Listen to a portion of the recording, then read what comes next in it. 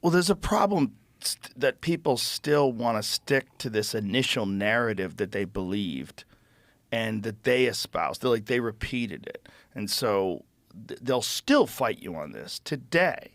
People still fight you today on the merits of the lockdowns, the importance of vaccine mandates, closing schools. There's people that stated an opinion in 2020, and they still are doing mental gymnastics to try to make it seem like that was the right choice. No, it was just a panic. Yeah. And a lot of deaths got ascribed to COVID that had nothing to do with COVID. And in fact, I'd say in the beginning, the cure is worse than the disease. So, because people panic too much. And so that somebody would get diagnosed with COVID, they put them on intubated ventilator for a week, and this was going to basically cook your lungs.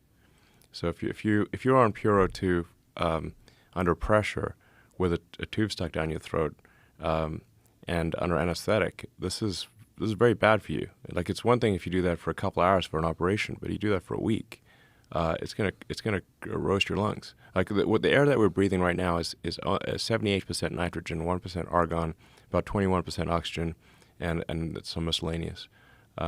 So if you ask most people, what are you breathing? They say oxygen. No, you're breathing nitrogen. Well, 80% of the people they put on ventilators died. Yeah. So in fact, I actually posted about that because I called doctors in Wuhan and said, what are the biggest mistakes that you made on the first wave? This was early on.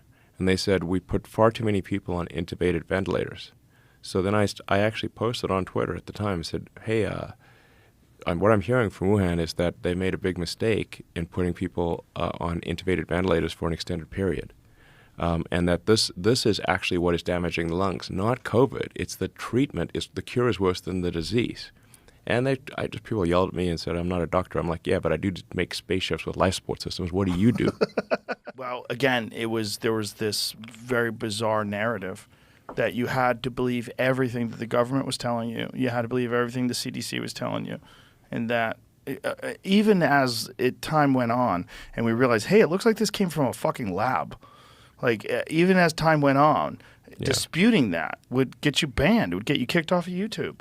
Yeah. I think to this day, there's certain things you're not allowed to say in regards to the vaccine on YouTube. As I said, the only media that is not does not have crazy censorship at this point is X. Yeah. That I'm aware of. Everyone else everything else is censored.